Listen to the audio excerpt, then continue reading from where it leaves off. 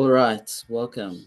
This is material intended to supplement our reading group on Aristotle's Politics, the Great Babbler's Politics. I'll be reading on along about as fast as we go through. Currently, we have just arrived at the beginning of Book 3, so I'll be reading, Book 1, Chapter 3. So I'll be reading Book 1, the first two chapters in this. I hope you can see my screen. I'm just sharing.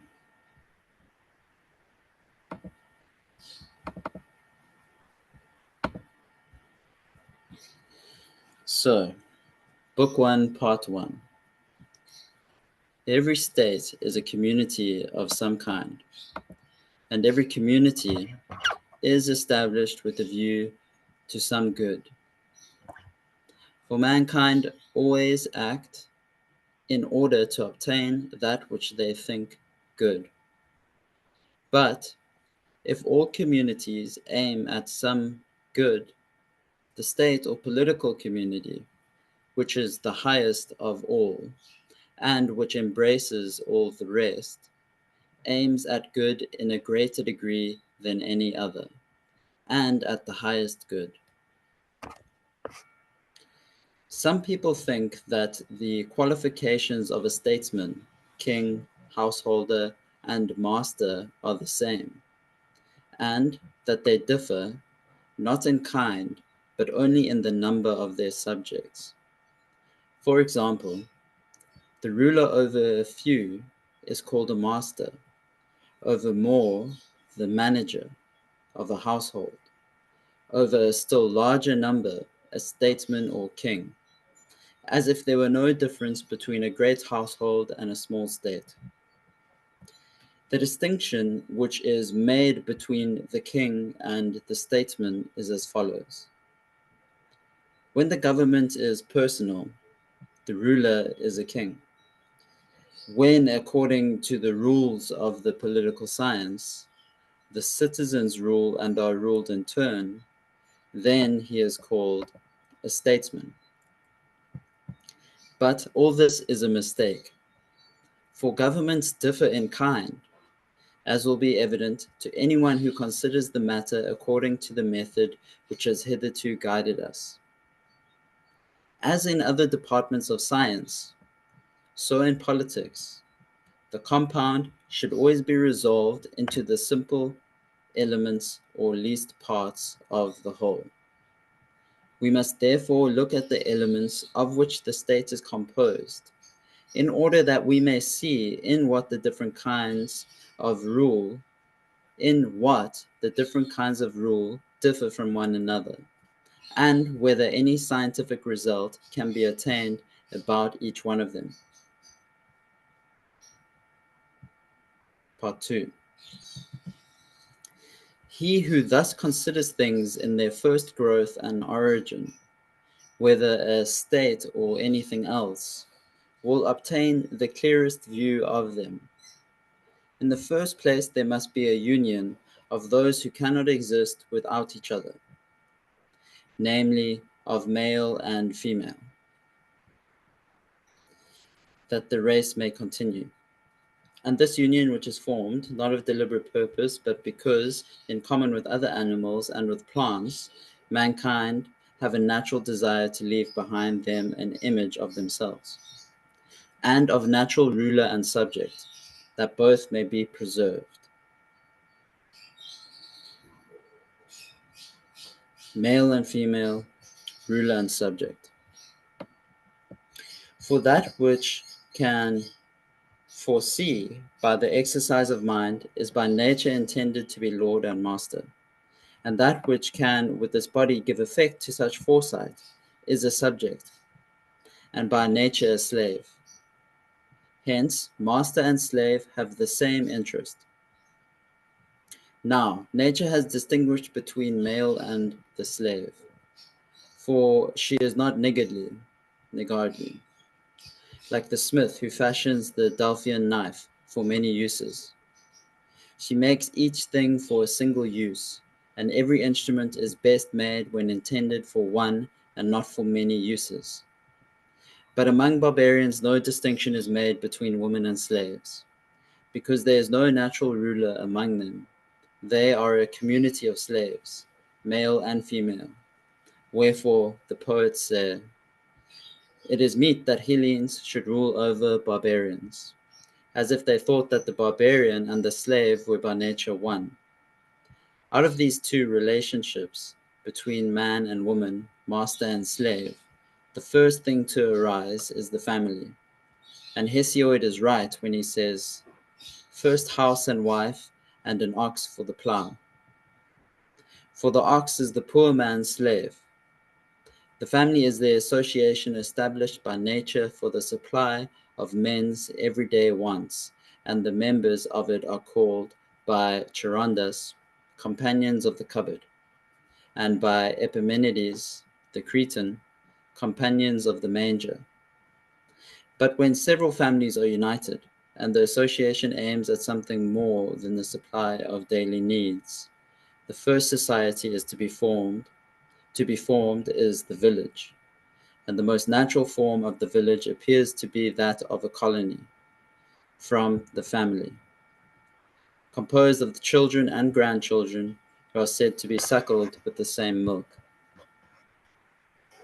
And this is the reason why Hellenic states were originally governed by kings, because the Hellenes were under royal rule before they came together, as the barbarians still are.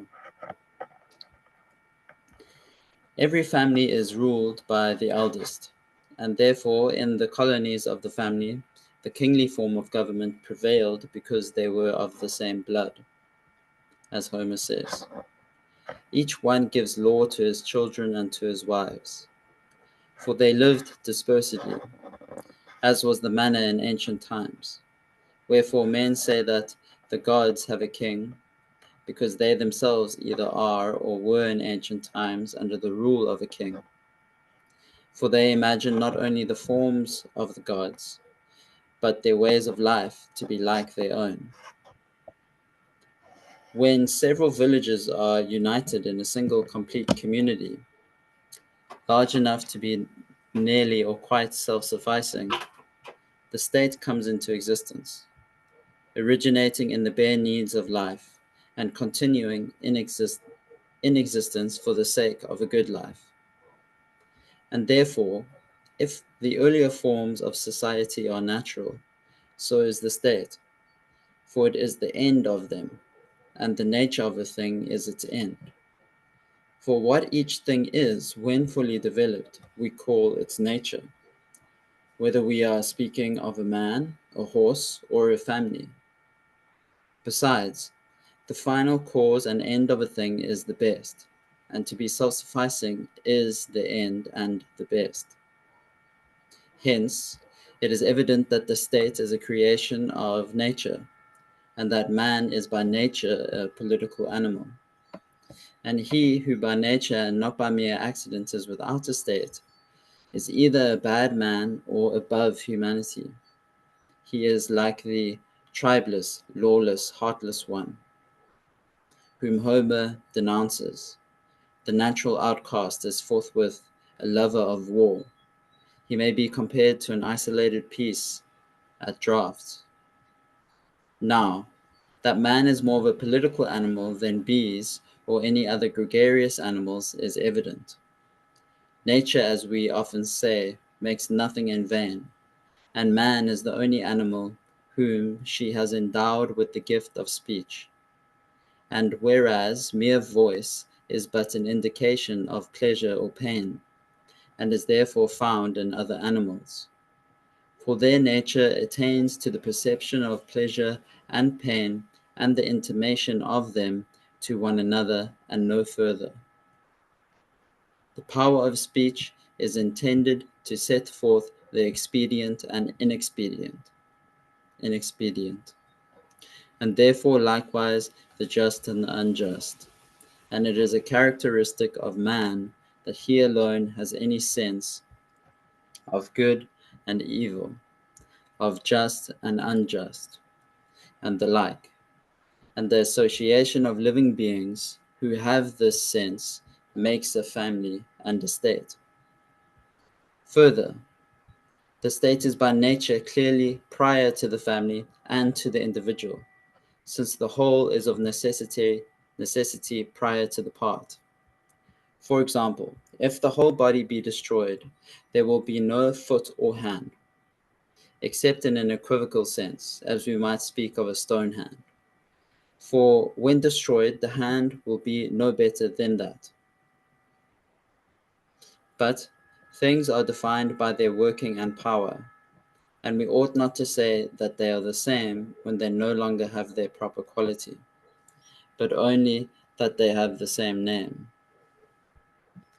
The proof that the state is a creation of nature and prior to the individual is that the individual, when isolated, is not self-sufficing, and therefore he is like a part in relation to the whole. But he who is unable to live in society, or who has no need because he is sufficient for himself, must be either a beast or a god. He is no part of a state. A social instinct is implanted in all men by nature, and yet he who first founded the state was the greatest of benefactors. For man, when perfected, is the best of animals, but when separated from law and justice, he is the worst of all, since armed injustice is more dangerous, and he is equipped at birth with arms, meant to be used by intelligence and virtue, which he may use for the worst ends. Wherefore, if he have not virtue, he is the most unholy and the most savage of animals, and the most full of lust and gluttony. But justice is the bond of men in states, for the administration of justice, which is the determination of what is just, is the principle of order in political society.